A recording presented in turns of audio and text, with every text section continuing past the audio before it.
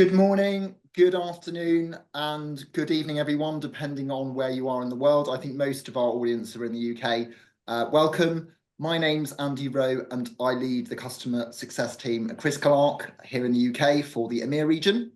So thank you so much for choosing to spend a bit of time with us today, whether you're dialing in from a very sunny spring morning in the UK or a not so sunny autumn late afternoon in Australia. I think this is probably the first time this year that I've spoken to someone in Australia where the weather here is better than it is over in Sydney. So that's quite funny there. So officially today's session is all about prioritising safety in healthcare to build frontline resilience as part of the Sexual Assault Awareness Month. But let's be honest, if you throw safety, resilience and healthcare into the same conversation, you're not far off something that's equal parts crisis management, philosophical debate, and a bit of heavy-duty diplomacy thrown in for good measure.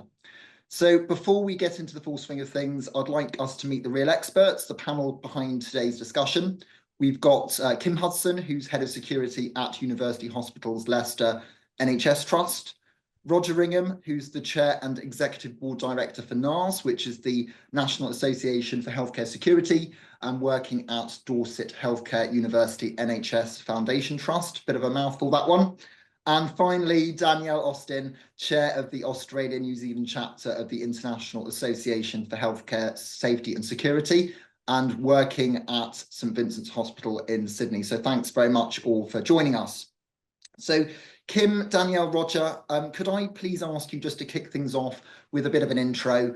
I know many of us know you already, but it would be great for those that don't, or those that might watch the webinar recording afterwards, to know a little bit about your background and maybe a bit around how you ended up in the world of healthcare security. So Kim, if you'd like to set us off, please.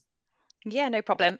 Morning, everybody. So my name's Kim Hudson. I have worked for University Hospitals of Leicester for approximately 18 months. Prior to that, I was a senior police leader and wanted a new challenge, but equally wanted to remain in public service. So made the leap across just a short time ago, and still very much learning as I go along. But there's lots within my previous role that has definitely been applicable to my new role, whilst learning lots at the same time as well. Fantastic. Thanks for that, Kim. Roger, over to you. Yeah, good morning, everyone. My name is Roger Ringham. In a previous life, I was a police officer working in major and serious crime in various roles. Subsequent to that, I joined healthcare. I'm a director in Dorset Healthcare. And as Andy's already pointed out, we do love our long titles within NHS Healthcare. So I run the security management counter fraud team across the NHS. I also chair the National Association for Healthcare Security. Reason why I joined healthcare, I came to the end of my police career. I didn't think it was quite time for me to hang up my working hat. I looked around at a number of industries, and to be blunt, I didn't feel that I could do anything better than to help support and protect the NHS, which is why I joined. Lovely. Thanks ever so much, Roger. And Danielle. Hi, I'm Dan. I'm the Behaviour Support Manager here at St Vincent's Hospital, so I'm a clinician. My background was originally emergency nursing, then I worked in disaster management and then got co-opted into this space. I refer to it a bit as the daily disaster. And so I very much lead from a clinical perspective all of our sort of projects here across St Vincent's Hospital around how we manage escalating behaviours, supporting staff, and providing training to them as well. Lovely. Thank you so much, Danielle. Thank you all very much indeed. That's really useful. It's fantastic that we've got such a breadth of experience and across two hemispheres, no less, which is definitely going to make today's conversation even more interesting. Just a little bit of background, I guess, in terms of setting the scene. So when we talk about violence and aggression in healthcare, and certainly the perception of what the public understands is the state of play, they often get sort of very hooked in the stats that get published and end up in the press. And that sort of is a little bit, I would say, a little bit abstract. And you probably heard the stats from last year, for example, such as, 1 in 7 NHS staff experienced physical violence last year. and 1 in 4 dealt with harassment, bullying or abuse.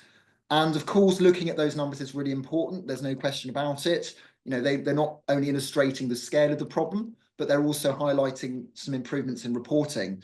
But in my opinion, the problem with looking at numbers only is that sometimes we sort of dehumanize things a little bit. And, you know, these numbers can make what is very personal, sometimes chaotic. I think Danielle described it very well. And also the sort of traumatic experiences can sound a little bit clean and clinical and almost a bit tidied up.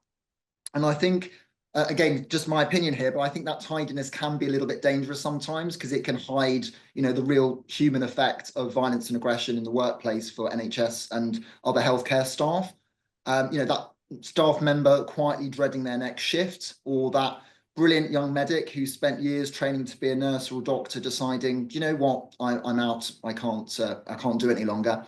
And then there's the emotional bruises that, you know, are going to last far longer than the physical ones, you know, as a result of violence and aggression. The reality is that with these burdens, recruiting and retaining staff in healthcare is more challenging than ever. And I also feel that this sort of stats level view can sometimes hide the real environment which many members of the public are unaware of, or at least they're certainly not exposed to on a daily basis. So it's the sort of emotional pressure cookers that we have in healthcare, where fear, sort of grief, anger and uncertainty all bubble up, and all too often, unfortunately, it's the frontline staff who end up absorbing all of that sort of pressure. And, you know, adding on top of that, chronic understaffing, you know, rising mental health challenges and demands, and then there's the financial and operational pressures that's squeezing things even tighter. And I think we see then an absolute need for genuine safety, not just something that looks nice in a policy document or a sort of soundbite from politicians. We need something that's sort of tangible, and that's something I'd really like to sort of delve into today. So with Kim, Danielle and Roger, we're going to be digging into what the frontline reality looks like on the ground right now, not just in the headlines, but in the lived experiences of their teams, how healthcare organisations, often in partnerships with other sectors like universities or local governments, are building safer environments with initiatives such as the Safe Zone Alliance. We'll talk a little bit about the cultural shifts that are needed, particularly around protecting women, children and vulnerable groups. And on this, we'll also look at the impact that senior leadership can play in terms of engagement and support. We'll cover national frameworks like the Sexual Safety Charter and Agenda for Change, and how they're playing out in reality, and how these frameworks can be applied in practice within organisations from a training perspective. And finally, something that's quite close to my heart, obviously coming from CriticalArc and a technology company, is how technological and environmental design can be used to sort of de-escalate trouble before it gets dangerous. Now, there's going to be plenty of time for Q&A, so please do put any questions in as we go, and we will pick those up at the end. We may dive into some of those questions as we go. We'll just see how we get on, but please do engage. I'm very keen to get some dialogue going with yourselves, obviously attending the webinar. So let's get cracking. Kim, Danielle, Roger, you're working in somewhat diverse environments. I think it would be really useful if you could please each just give us a bit of a snapshot of what the safety and security challenges look like for your teams and staff, and the sort of things that you're dealing with right now. So if I could start with you, perhaps, Danielle. You caught me out. I was on mute. The quote of the current times, you're on mute. So I'm on the front line. I was hoping to get home and change, but I got tied up with a couple of patients today. And so, you know, every day I'm there with staff and, you know, managing our patients. And, you know, I'm probably going to say quite a few controversial things in the next hour because we've taken a completely sort of different tact here at St. Vincent's. Because, you know, we can talk about the stats and we can quantify the problem and we can keep talking about workplace violence and workplace violence and workplace violence. But I think we can all agree that we haven't really successfully grappled with the root causes of what's happening there. And certainly from St. Vincent's perspective, we've taken a completely different tact over the last 18 months. So we have reformulated how we actually view workplace violence and really attribute it to a clinical issue. And so, you know, really for years and years, we've put in more controls around this issue, technology, security, all of that, and they all absolutely have a role to play in managing these types of behaviors. But when we reorientate ourselves to it being a clinical issue, because there are clinical drivers to all of these behaviors, we're actually having really good success here in sort of proactively engaging with those patients, supporting our staff. And we're actually seeing a significant decrease in violence and aggression, to the point now that we're actually stopping the use of the V word. That's what we call it now, the V word, because we know from our clinicians that as soon as we say violence, and I know it's in the definitions, so we still use it from that perspective, but if we attribute that word to our patients, we see that disengagement from clinicians immediately, because that's a natural human response. But that disengagement from our clinicians with those patients we'll see an increase in those responsive behaviors that we find so challenging in healthcare. And so, I want to challenge healthcare organizations out there to empower their clinicians to start viewing this as a clinical issue and not a security issue, because we've got amazing security teams, we've got amazing security infrastructure and personnel, but they're not the group that needs to be proactively managing the behaviors that are leading to the burnout and to the situations that we're dealing with on a daily basis. So I come here, from a healthcare security perspective, but also very much from a clinical perspective, and looking at how do we foster that, link between our security personnel, who we always need and who have an absolutely important role in what we're doing, but how do we sort of mesh them in with our clinical teams and vice versa, so that we're actually approaching this significant issue from a collective perspective and sort of pulling in the same direction. Thank you so much. That's really, really fascinating, Danielle. And I'll tell you what that reminded me a little bit of. I went to a fascinating talk at a conference in Glasgow about 3-4 years ago, and there was a former police officer, a chap called Niven Rennie, who basically leads the violence reduction unit. He's a former very senior police officer in Police Scotland.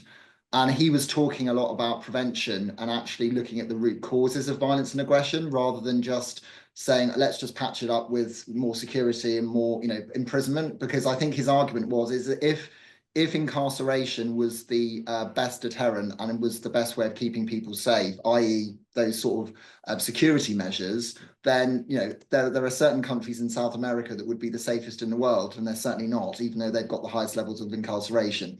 So that was really interesting. I'd love to dive into that a bit more detail as we go further into the conversation. Thank you so much, Danielle. Roger, over to you, please. So firstly, I just want to say I completely support Danielle's ethos, and I've had the fortunate privilege of working with Danielle in the past and listening to her talk at one of our conferences about the work that she does.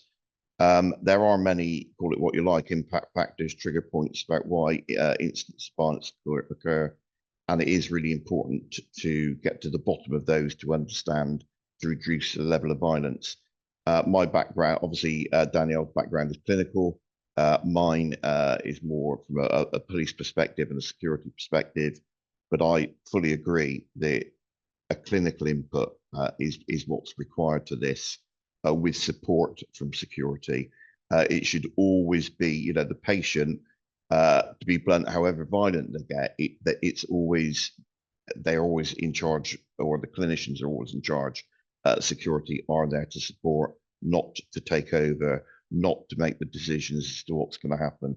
So as I say, I fully advocate what Danielle is saying, and it is a job to get security staff and clinical staff to work together with one common aim, as opposed to just, oh, well, I'm going to call security now and leave it to them, and security will take what action that they want to, and then we clear it up afterwards. So yeah, fully support what Danielle said. Thanks, Roger. I know there are some clinical sites that you have at Dorset Healthcare, so it's not all community-based. But what would you say are the biggest differences from a community and an acute perspective in terms of those safety challenges? I mean, some of them are fairly obvious, but perhaps what are maybe some of the ones that people may not think about, just in terms of the challenges that the staff in your trust face when they're out in the community? Well, Doris, I mean, I cover security across a range of different sectors, so acute mental health, community, etc. They all have their own issues, but certainly within the community, staff are isolated. Staff go out to conduct domiciliary visits. They start from home. They finish from home. One of the concerns that I always have about staff is, so if a member of staff went missing, would we even know? If they did go missing, would we know when they went missing, where they went missing, under what circumstances? There are a number of concerns, about people being based in the community and that they don't have the support of colleagues nearby. We also get a lot of issues with obviously patient behaviours, which are challenging, and obviously we rely upon the support from the police, amongst others, to help them while they're in the community. Brilliant, thank you, Roger. And finally, Kim, I know you're one of the biggest trusts in the UK, and I obviously know Leicester fairly well.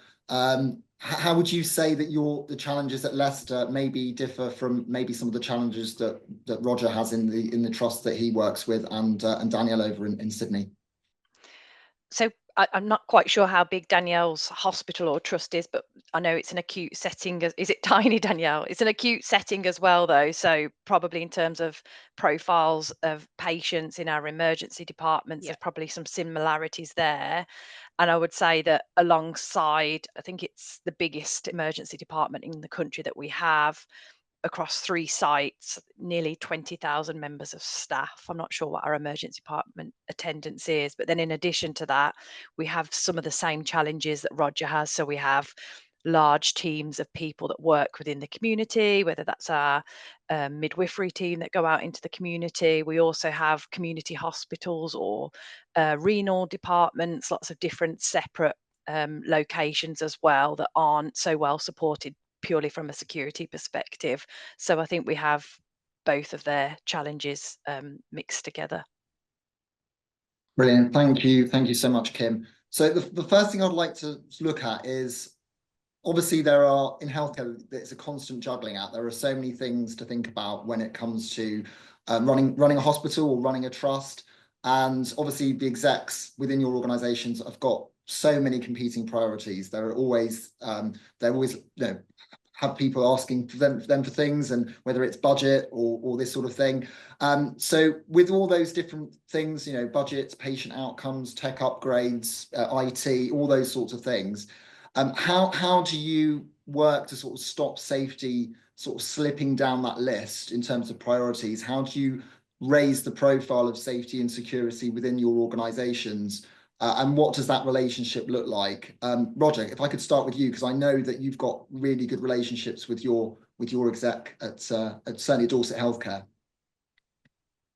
Yeah, I mean, as you say, Andy, there are just so many competing issues. Most people know that certainly within the UK, healthcare has got a significant deficit in terms of its finances, estimated last year at £2 billion. And every year, most trusts, I'll probably go as far as say all trusts, will have an overspend. Very few do not. What certainly happened in previous years is that trusts have been told, well, you just move that overspend to the first line of next year's budget and call it a cost pressure. Not that I'm trying to become political here, but that situation changed with this new government, who basically said, no, you need to start off, you need to reduce, and if you can, get rid of your deficit for the start of the new financial year. I'm not sure how many trusts have been able to do that.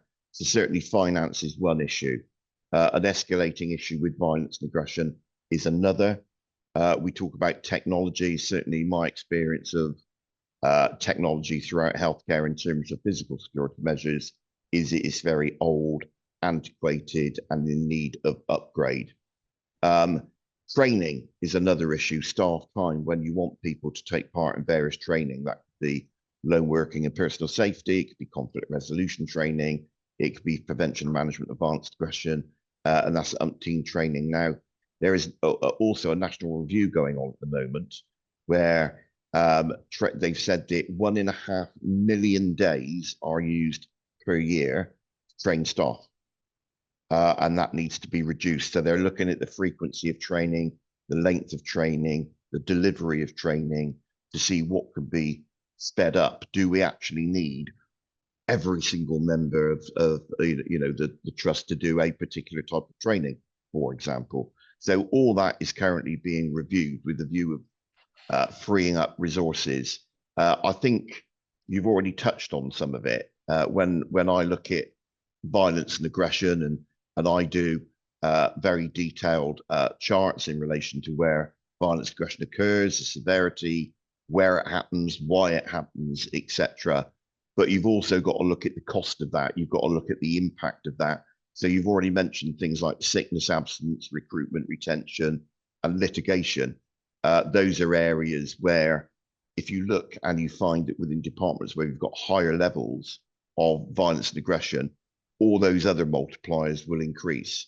I can tell you that certainly on a number of trusts that I work in, your average sickness absence is 4 to 6% of the workforce. In areas where there are high levels of assault on staff, violence and aggression, that sickness absence can go up to 16, 20%, where every single member of staff, on average, will be assaulted within a ward or department at least half a dozen times a year.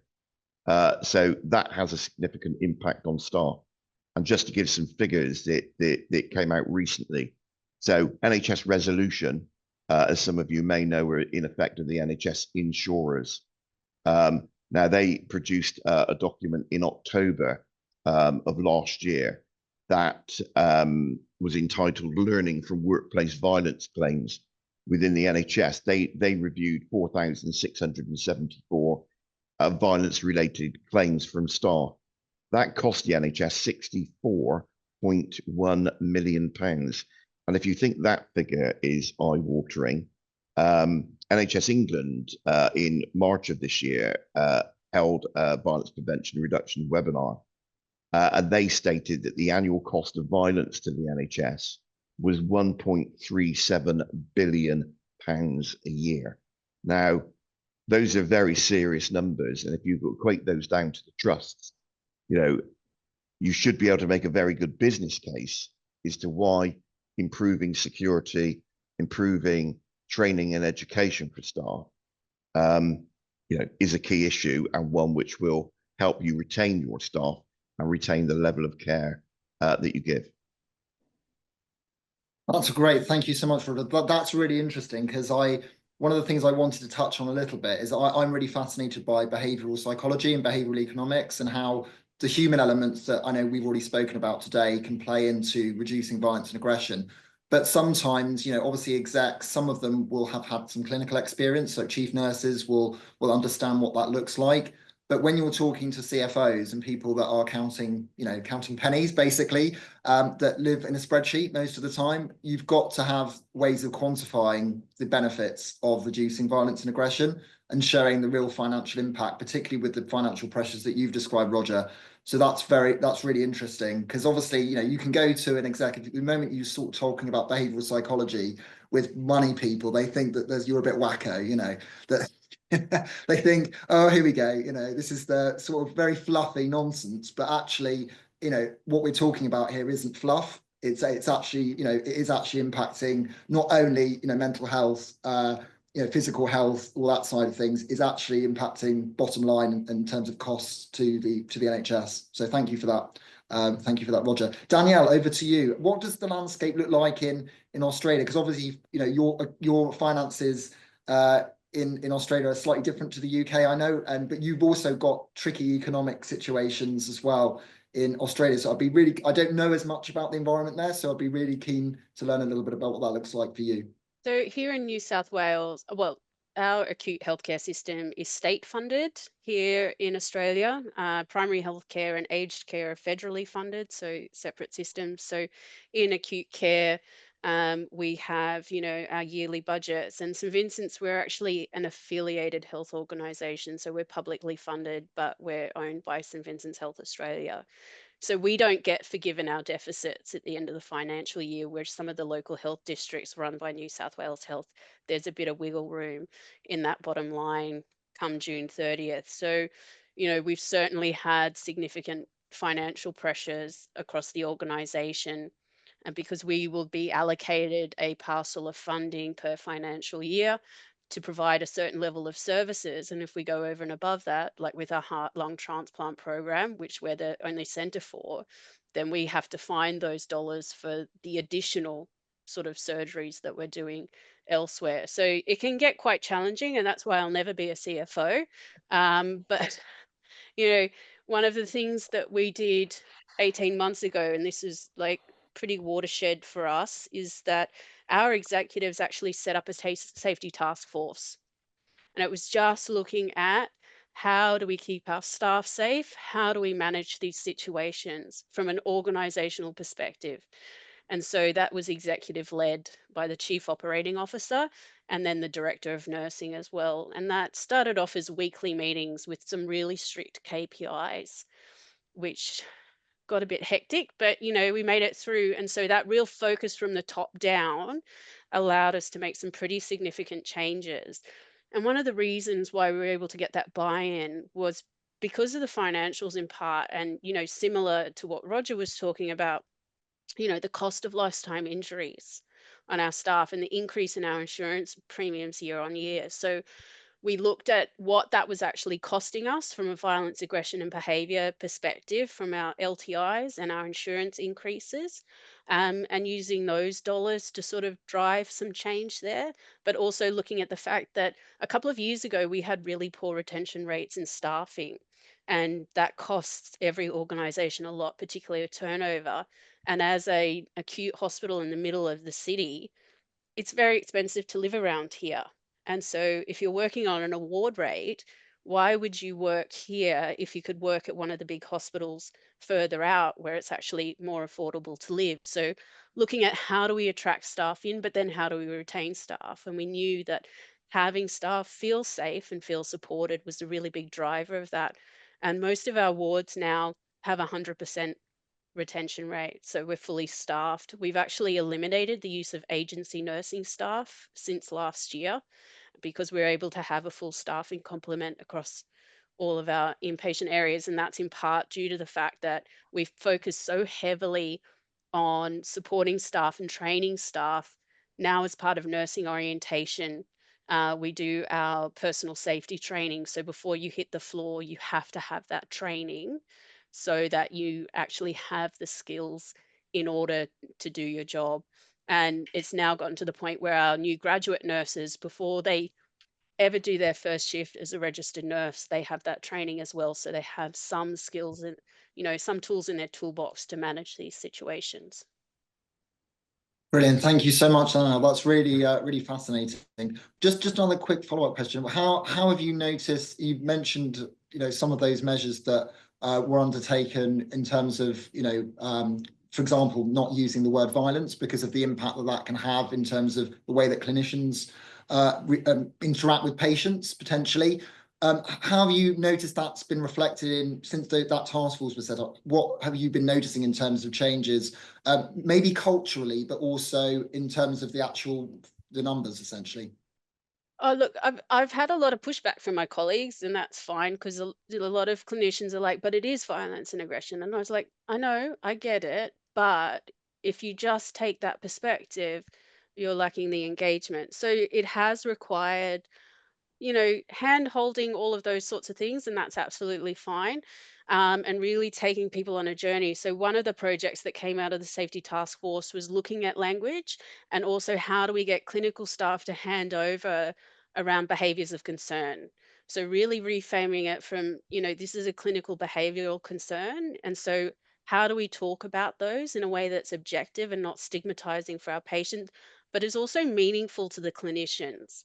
Because you can say, oh, a patient's behavioral or a patient's aggressive, but that doesn't actually give your colleagues any tools in how do I manage this person. So what are the behaviors that we're talking about? What are the things that are working in managing those behaviors? What is our behavior management plan for that person? Not just attributing an alert or a tag or something to them, but actually giving them something to work with to continue to provide care, but staying safe at the end of the day. Brilliant. Thank you so much, Danielle. That's really fascinating. And Kim, how are things looking at UHL in terms of balancing those sort of operational challenges, you know, and the financial constraints, all the things that Roger was talking about from an NHS perspective? How are you balancing that to make sure that you can still, you know, get the buy-in you need to deliver, you know, the improvements that you see that are needed? Yeah, so I think I've been in a very fortunate position in a similar way to Roger, in that we do have that exec level buy-in at the trust, but that's not to say that there isn't still the same financial pressures there. And I don't know whether others experience this. There's different pots of funding that come across nationally. So we might have lots of capital funding to build a huge new fancy building, but actually there's none of the funding that to support that from a security infrastructure perspective, or from actually we need some physical security officers there now because you bring in an extra however many thousand people to our sites every year. So sometimes there's that bit of a disconnect. But I have to say, they get it from a recruitment and retention and well-being perspective. We've significantly improved our retention rates at the trust, and part of that has been ensuring staff's well-being, ensuring the psychological and physical safety of colleagues at the trust. Brilliant. Thanks very much. And I'll stay with you, Kim, if you wouldn't mind, because you've obviously spoken about that exec engagement, which is, you know, I've seen that firsthand. So having visited your trust a few times and met with your senior exec team at an event that we did, I think a couple of years ago now. It was a leadership event. I think it was a very good event. But I'd also like to sort of touch a little bit about sort of broader collaboration, because I know you work a lot with other organisations in Leicester, such as the university. And I just wanted to talk about the importance of that sort of collaboration piece. Yeah, so as part of the Reliance, we've been able to establish that collaboration with Leicester University in our use of Safe Zone. So it seems like it's something really simple, but actually is really meaningful for colleagues that move across our sites within the city, so that they're able to access security services wherever they are without having to think about it. And it all just builds into that psychological and physical feeling of safety and well-being for staff in a really easy way for them. Brilliant, thanks, Kim. And I know that it's not uncommon, obviously, in when you've got sort of an acute setting like a hospital, for you to be part of local resilience forums and other groups to try and sort of coordinate, particularly around emergency management. I know that's not specifically on violence and workplace violence reduction in the clinical setting, but there is obviously a knock-on impact, isn't there? Because within the local community, those are the patients that are coming into your hospital and potentially, you know, showing those sort of behaviours. So how does that work at Leicester? So I think I'm very jealous when I listen to Danielle talk about looking at that prevention, but I think we're at the start of that journey. So in terms of moving away from zero tolerance to violence and aggression, we're very much trying to move away from that language, because it's not true. We are tolerant to it because of those clinical drivers. I think we started to look at some statistics in one of our forums that, you know, from our perspective, 50% plus of our violence and aggression incidents are driven by a clinical need, whether that's delirium, learning disabilities, whatever it might be. So starting to build that understanding culturally is coming. So we've just recently become part of a multi-agency team that some of our clinical colleagues sit on, high frequency users. So individuals that use our services, emergency services, repeatedly, and understanding why that is, and trying to solve some of those issues, problems that are bringing them into our clinical setting. And on occasions, these are quite often the same people that are displaying challenging, disruptive, violent, aggressive behaviours. So that's a piece of work that we're doing.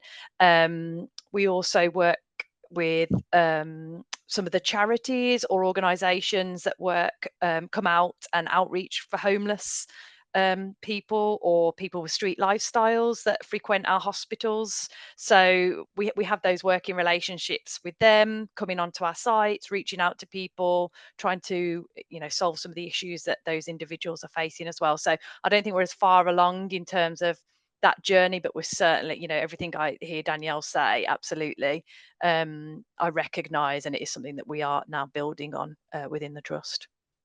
No, thank you for that, Kim. That's really interesting. And Roger, I know you've got a slightly more of a community element, certainly at Dorset Healthcare. What sorts of collaboration have you been able to achieve, not just necessarily externally, but also internally? Because I know you work very closely with clinicians and sort of, working to try and sort of get the clinical perspective, as well as, the work that you're doing within the safety and security team. Yeah, before I do that, I just want to pick up on one of Danielle's, because I always come away in awe, and when I've spoken to Danielle, and how can I put this? I always feel like I don't know, we've still got a very long way to go, because Danielle was saying that they've basically reduced bank and agency staff down to zero. When I talk to my director of finance or chief finance officer, and that's my boss. That's one of the things that we talk about, because I talk about, the cost of violence and aggression to him. When I talk about to the chief people officer, I talk about the sickness, absence, recruitment, retention side of things, etc. But there's Danielle saying that, they've reduced the use of bank and agency to nothing. I was on a ward the other day where every single member of staff on that ward was bank or agency. There wasn't one permanent member of staff on that ward, which is phenomenal. And again, how does that develop or promote patient care? It can't do. Yeah. A crazy situation, but sadly one of the ones that we're looking at. But in terms of what you asked, so when I took over a number of years ago now at Dorset Healthcare, we were reporting something like 1,100 incidents of violence a year. And my first meeting with the exec about this was, well, we don't know what you're going to do, Roger, but you need to deal with this, because we're attracting the attention of all the 3- and 4-letter acronym organizations that we would really rather not. So that's when we started to look at the data. So for me, it was 1,100 incidents a year. Is that 1,100 patients assaulting 1,100 staff? And we've got over 200 sites. Where is it all happening, and in what services? So that data analysis to start with, to understand where your problems are, etc., are very important. What we found was that actually there were only about half a dozen patients that were high levels of assaulters.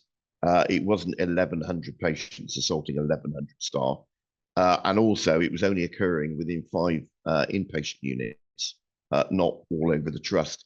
So as I say, that data analysis is really important to understand and develop the problem. And as I say, I obviously, with my background, come at it from a more of a punitive approach, but the clinical side of it is really important, and understanding the trigger points and the impact factors. And dare I say this, Danielle reminds me of one particular issue that we dealt with, in so much as, and you'll see why in a minute.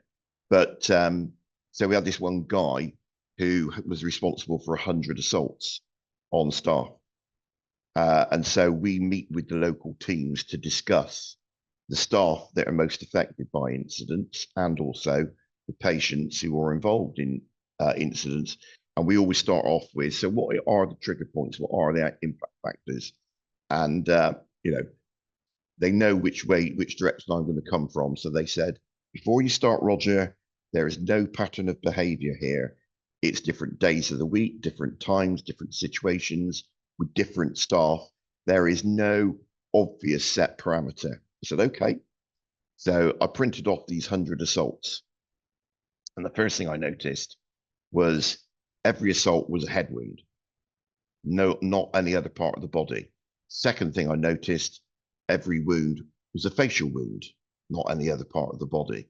And then, of course, the one piece of information that wasn't on the incident form is I found out that every member of staff that this guy assaulted wore spectacles, because this guy had a thing about spectacles.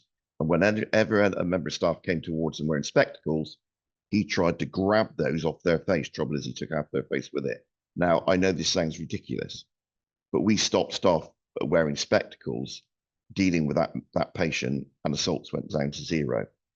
There's often very convoluted reasons. It can be a combination of things, but you just have to sort of understand what that jigsaw is. So yes, we have clinical meetings with staff. My team do on a monthly basis, where we go through the incidents line by line. As I say, we look at the patients that have been most involved in incidents and say, why is this occurring? We look at staff that have been the subject of assault, and we ask why that's occurring. And we, is there training, education, is there other support that we need to give? I remember going to speak to one senior manager, service manager, to say, this member of staff, I'm not sure if you're aware, but they've been assaulted 20 times, 12 times by the same patient. And then they came back and hit me with a statistic that I didn't know. He said, Roger, that member of staff is only part-time. They only work 1 day a week. So whereas I'd made the assumption that they worked a full week, they didn't, which actually escalated the situation. But so, yeah, we have those local meetings to look at the patients who have the most assaultative behaviour. What can we do to reduce that? Sometimes it's clinical. Sometimes it's a combination of different things that we need to do. We had a guy who was assaulting staff who had Alzheimer's. When I spoke to the clinicians about it, they said, we're giving him this drug for Alzheimer's, but actually a side effect of it is violent tendencies. And I said, well, I know patients come first, but could the drug regime be changed in order that he doesn't have one with violent tendencies? That change in medication and other changes to interventions by staff reduced his assaultative pattern to 0. And he'd been admitted to a mental health ward because his behaviour in the community had been so violent it was unmanageable. When we made these changes, not only did the assaults go down to 0, which protected our staff, but this guy was discharged and was able to go back to live with his family in the community with a different drugs regime, with a different care delivery model. And so that had a very positive aspect on his care and his condition as well. That's really fascinating. I think that just reiterates what Danielle was saying right at the beginning about taking a clinical lens, because obviously, the guy with the spectacle sort of distaste, clearly there's a clinical, psychiatric, driver behind that behavior. And, my mother has schizophrenia, and I do talk about it quite openly because quite often we stigmatize mental health, and I feel like we shouldn't be doing that. And I've been, I've seen her sectioned many, many times. I've been in psychiatric hospitals more times than I've had hot dinners, visiting her and seeing how the patients behave and see how they interact with each other and with members of staff. And absolutely, by and large, if you're aware of what those trigger points are, you know how to manage them. But if you're just going at it with, with a sort of bull in a china shop approach, that's only going to make things worse. In fact, one of my good friends is a junior doctor, and he's actually an ophthalmologist now, but he said he's always had a real thing for people that have got problems with their eyes, and that's why he wanted to be an ophthalmologist. I mean, I have another theory. I think he just wants the private cataract jobs when he's older because he knows he'll make a fortune. But anyway, don't tell him I said that.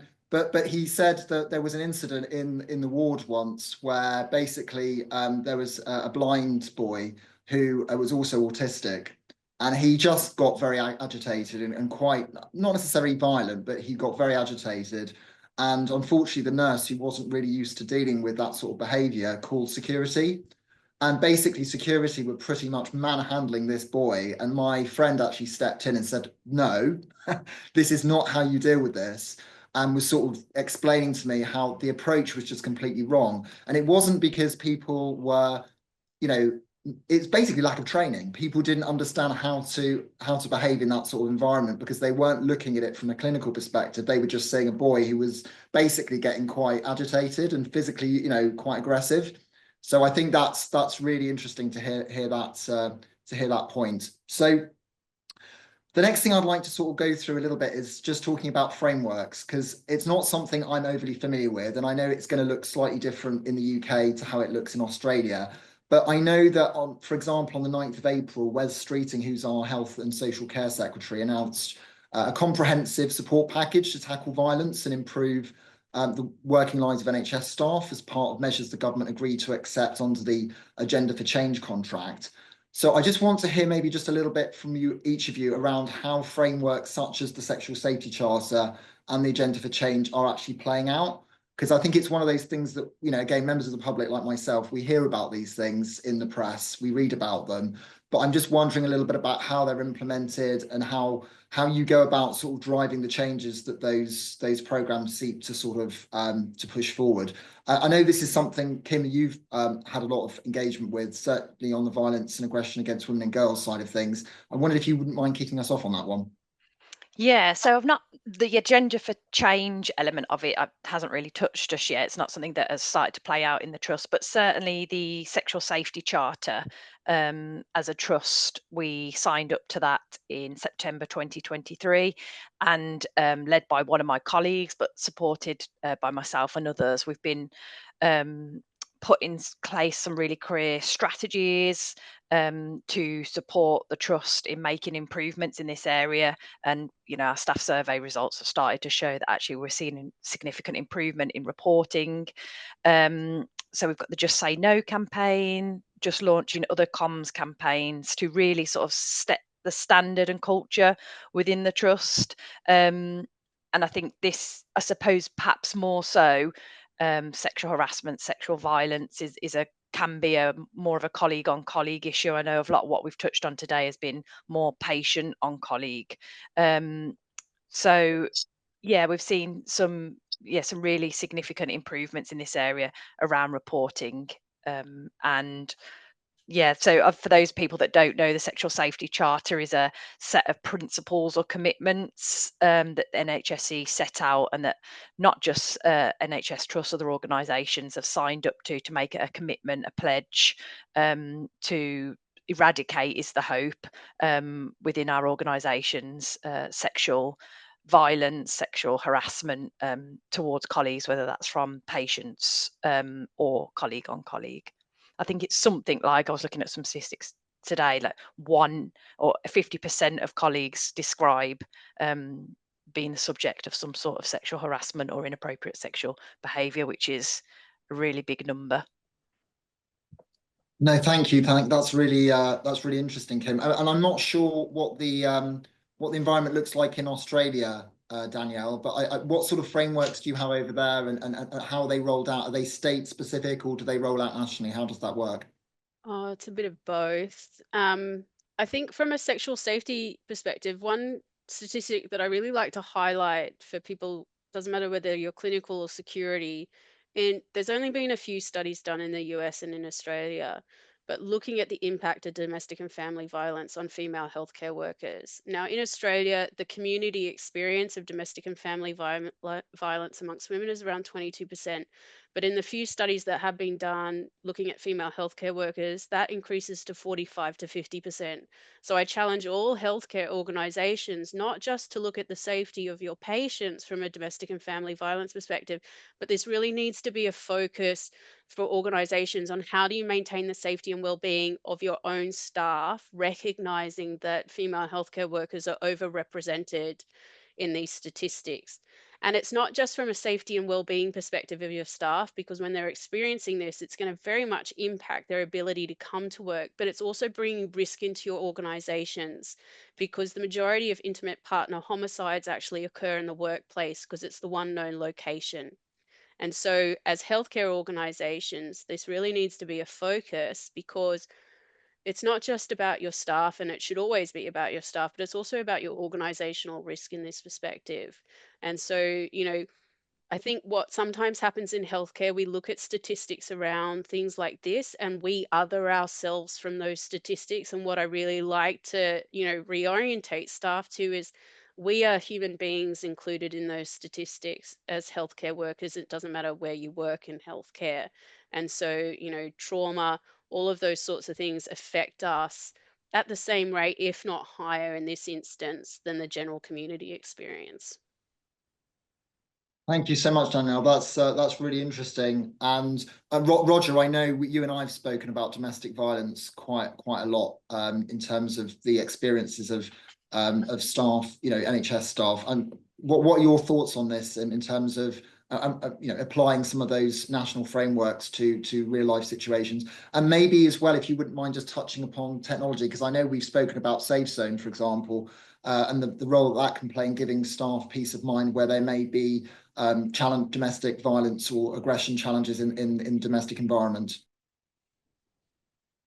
Well, certainly from a national perspective, the National Association for Healthcare Security obviously supports the sexual safety agenda. And certainly from my own local trust, I'm one of the sponsors, along with the Director of HR and our EDIB departments in relation to this.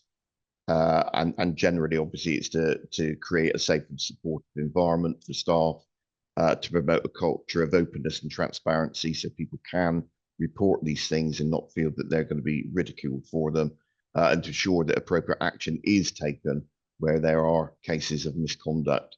And sadly, there are. And sadly, we have, well, not sadly, because I'm happy that we take those actions against people that abuse that.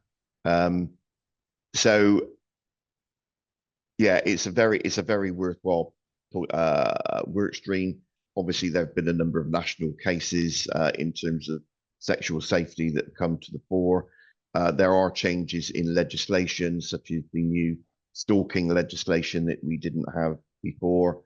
And I think there's a lot of other stuff and other good work that's being done in relation to this. I mean, Dawn Dines, who some of you may know, who I'm quite happy to mention in terms of the Stamp Out Spiking campaign that she runs nationally, because I was shocked when I spoke to some of our students who go out on a night, obviously, and enjoy themselves, but how many of them have been subject to that, of spiking their drinks.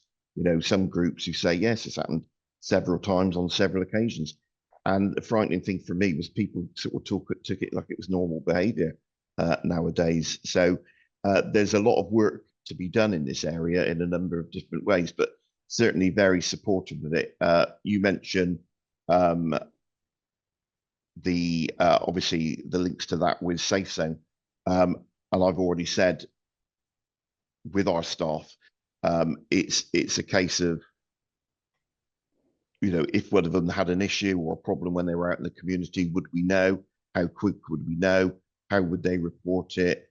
And obviously, when we come on to talk about Safe Zone more in a minute, we can talk about the advantages that gives. But obviously, Safe Zone is one of the tools that we use, along with training and education and other physical security measures, to try and keep staff safe, and certainly so that they're not subject to abuse. And I'd just add to that around Safe Zone and bringing in what Danielle said about colleagues who are perhaps at risk of domestic abuse. Safe Zone, if colleagues are allows you to record specific risk factors around individuals, so that when we're responding to individuals, we understand individual risks associated with them if the individual's willing to share that. So that's really, really useful for our security teams in keeping people safe. Yeah, and that's one of the tools that we offer our staff who are experiencing domestic and family violence as part of our safety planning with them, is definitely the use of Safe Zone, to make sure that, you know, not only are they safe here, but they're getting to and from work safely as well. But I think first and foremost it's about setting the tone and the culture, is it? Because if they don't tell us about it, whether it's been a subject of abuse within the workplace or at home, it's very difficult to put that mitigation in place for them. Brilliant. That's really interesting. So it sounds like, you know, what these frameworks do, I mean, maybe I'm oversimplifying a bit here, but they're sort of almost opening up that door They're starting off that open conversation with staff. They're raising that awareness, which again, it can sound a little bit fluffy sometimes when people say, what's the actual impact? But the reality is it is impactful if it allows you to sort of promote tools like SafeZone, for example, and get people to share information that maybe otherwise they wouldn't have shared with you, because that's going to give you a more contextualized approach, to your point, Kim. And we've certainly found that as well, even with customers that aren't perhaps running their own security, where they've got an alarm receiving centre, perhaps receiving the SafeZone alerts. That information can then be passed on to the police. So the police have got more context and information when they're going into a situation. They're potentially going to change their approach when they attend an incident, knowing that it's a potential domestic violence situation, or there's some coercive activity going on that may result in that person presenting quite well when they turn up, but actually they're going to be looking for those other signs that something's not right. So that's really interesting. So I was going to go on to talk about tech actually, and a little bit about the role that tech and sort of environmental design can have. But I know we've only got about 4 minutes left. So before I do ask that question, because would like to cover it, I just wanted to check that there are no questions from the audience. I think there's nothing in the Q&A. If no one has any questions, I will just finish off with those questions. I don't think there's anything there in the chat. Okay, I think we're good to go. Just very quickly, so we've already spoken a little bit about SafeZone, so let's maybe just talk about environmental design. So I'll just be keen to hear very quickly from each of you, maybe one thing that you think that can be done in an inpatient setting. Obviously in the community, it's a little bit trickier because you can't control the environment as much. What's the one thing that could be done that potentially would have those sort of behavioural improvement changes in terms of how it could be how the environment is set out? It could be around the staff training. So, for example, your staff on reception in hospitals may be given very specific training about the ways of engaging with members of the public. It could be the seating. It could be the colour of the walls. Anything you like, basically. What's one thing that you think would potentially be beneficial? Maybe start with you, Kim. So I think I'll come back to my the point I made earlier. Very often it's difficult to get that early input on our projects around environmental design. That's, people are so busy, they've got pots of money that they need to spend, but it is really, really important. So we spend a lot of time shoehorning ourselves into conversations about environmental factors. When I look at our ED department, as it stands at the moment, people are unfortunately funneled in through a really small area. We end up with big queues of people from the reception desk, and all the environmental factors from the outset. Or I'll go even further back, actually. Let's start at the car park, where people can't park.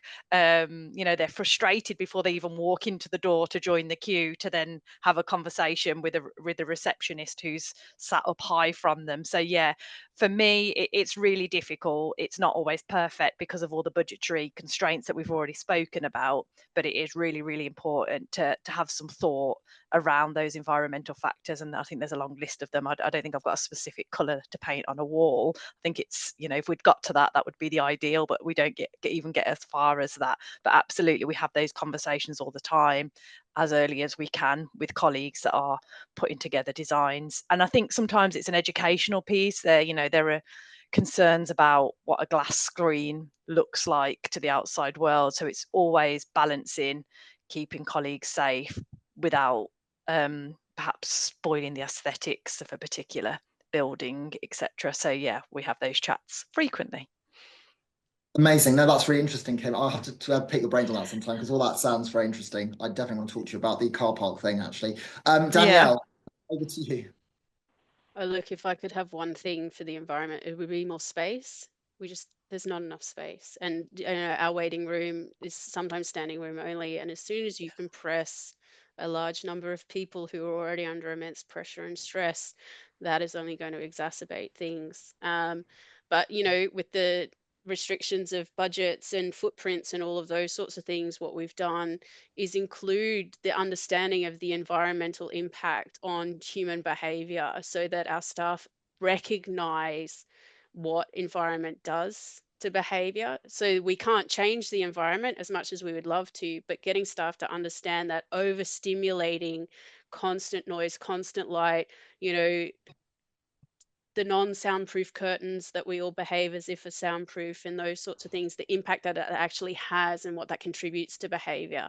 And look, you know, if we had all the money in the world, I would design a much bigger, more welcoming space. But, you know, in the interim, until that happens, it's really about getting our staff to understand this is the environment we work in. What are the things that we can modify and what are the things that we can adjust, but also just to be conscious of the impact that those environmental constraints have on how we deliver care and how people respond to us in those environments. Amazing. No, that's really interesting. I would love to know at some point whether how much research has been done on this and whether we could actually start to quantify some of the financial impacts of these changes. I think that would be a really good way of trying to drive some of these things forward, as we've discussed with other aspects of violence and aggression reduction. Roger, finally, just to you, please. Yeah, I mean, I think it's already been said, but yeah, if you look at how buildings are built, if you go back to the old days, architects would always put the clinician's desk next to the window for natural light, which normally meant they were sat at the far side of the room, so that if they wanted to make an exit because the situation was let's say not good with the patient would be a physical barrier between them and the door. I think layout is really important, space, etc., and to make it a much more pleasant environment. If you look at some of the, you know, bearing in mind my background, you know, a number of the clinical rooms, you know, are worse than a number of the cells that I've seen in prisons and solitary confinement. Yeah, environment is really key. Thank you, Roger. Yeah, and having been in hospital myself once, I think one of the things that as a patient you sometimes lack is a bit of dignity, which I know sounds a bit silly, but ultimately when you feel like your dignity is compromised, you do behave slightly differently potentially. I mean, fortunately, I think I was quite well behaved. The nurses like me, but actually, you know, you can understand how someone that's got, you know, very significant, severe conditions and adding into that mental health issues may, with a lack of dignity, potentially then change their behaviours. So thank you all very much indeed. I really appreciate you joining us. Thank you to those that have joined the webinar, and I look forward to joining you again at our next webinar. So have a good day, everyone, and have a good evening over in Australia. Thanks, Andy. Bye Pleasure, and all. Kim. Thanks. Bye. Bye.